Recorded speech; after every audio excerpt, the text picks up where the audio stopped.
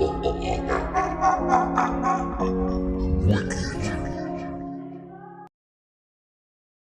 one side, and they had planned it, ship on the other side. And the three of them were supposed to deal with Malik. And if I came with a crossfire from Malik to me, they felt they could handle it and contain anything. So then when we raised the point, I raised the point that shook the whole thing. Is when I said that the reason he was, as Malik had laid the stage and the charges for him already, against him already, and said he had gone absolutely OJ crazy. I point out the reason he had gone OJ crazy is because the station and the network is owned and controlled by Jews, and that they had put him out there to do that. That the jury is not a sequestered jury. The jury goes home every night, and so he retries OJ and the day's proceedings on TV every night, so that whatever they dealt with in courtroom during the daytime, he could erase it, hopefully, at night. They put him there on the point to do that. And I said, and you have a tarnished relationship with the Goldman family, and your mama is a Jew. And he just went wild. You're going to get personal with me. And he has a big tattoo of the so-called Star of David, or the Mogen Daoud, on his hand, right here. He said, I'm proud of my Star of David.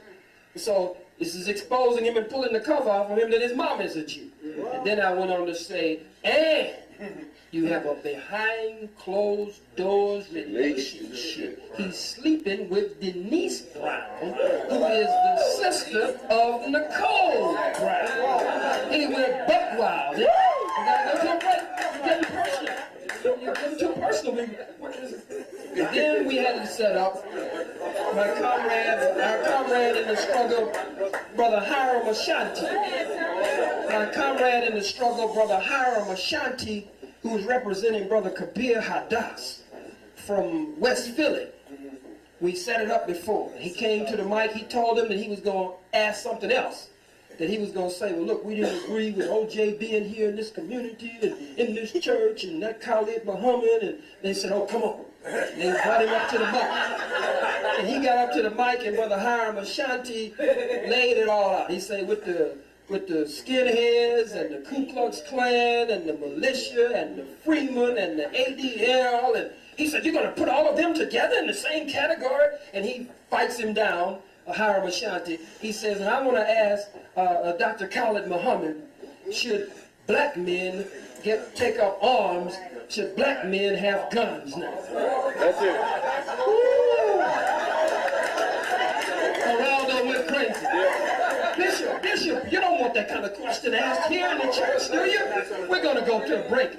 Say, you're not going to let me answer the question here? No, that question can't be. We're not going to allow that question to be answered here. I mean, it was a blessing. Some people say, well, I wish it could have gone the second hour. It was a victory. Yes. When you go on that kind of program, you're supposed to blow it up. Yes, sir. It was disruptive. Yes, and still we got a message across. That's right. And so that's why it didn't go the second hour, and that's why it just flopped. It just ended. And then he tried to run it for a couple of weeks after that. He did excerpts from it, lifting sound bites from each of us. And he let everybody know he gave $7,000. He gave $7,000. Well, the preacher kept begging. Wasn't he begging? Well, Geraldo, you promised us. You said, Geraldo, that you were going to give us some money. He said, well, I gave you some money, nigga. In words, I gave you some money. He said, but now we got to tell you what we really need. That's the reason I let you in here. As you said, Geraldo, I got the tape upstairs. And Geraldo said, oh, this is not going. Every time the bishop opened his mouth, he was begging for some money. It's embarrassing. Like the old Negro preacher on the plantation, you want an old buttered biscuit and a piece of fat back at the back door. And he would have been happy. Any other questions?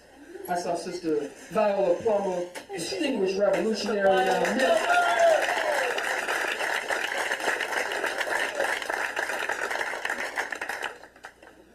Brother Khalid.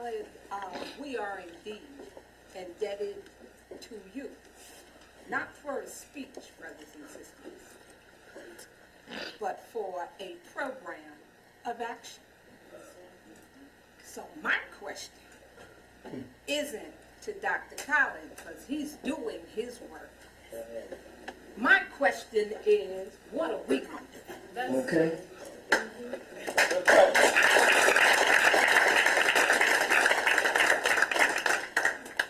Anybody need a mic?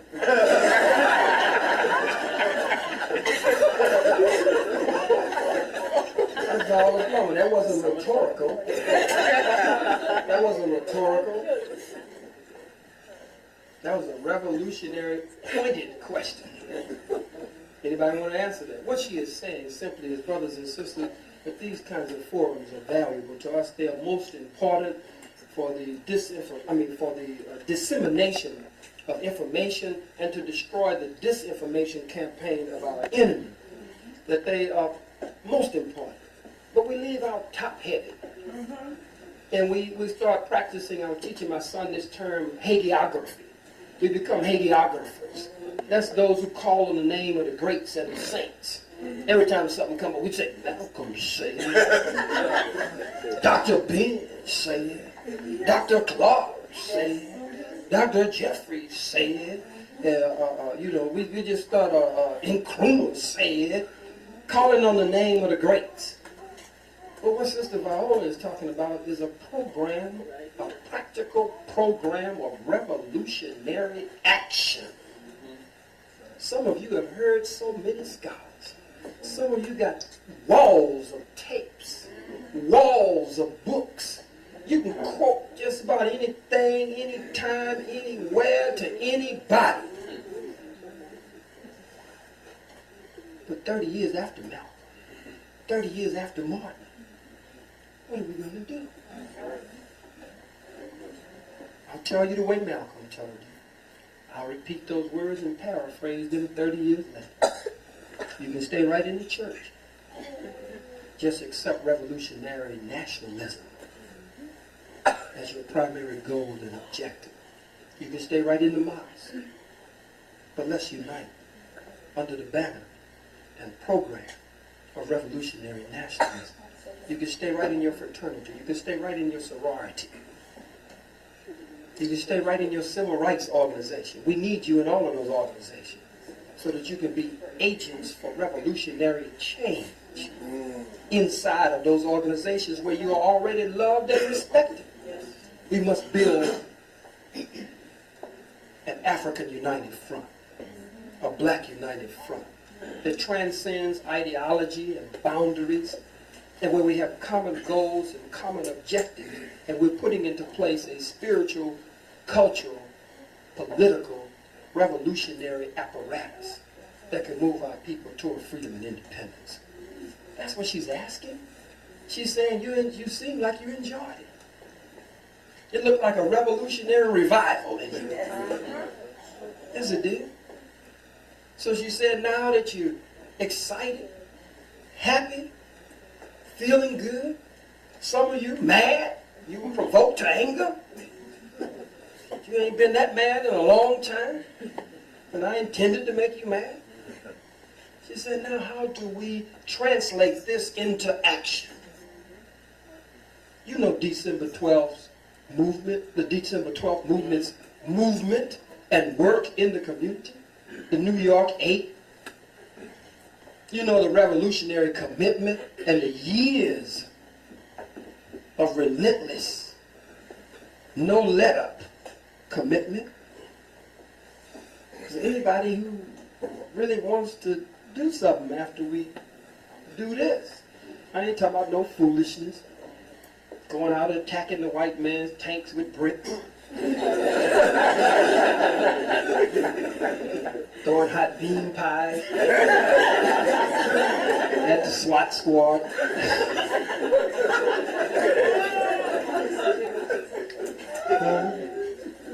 Throwing a videotape or a revolutionary book at the white man. I'm not talking about nothing silly. But with the conscious among us, the conscious community, we're criminals. The conscious community is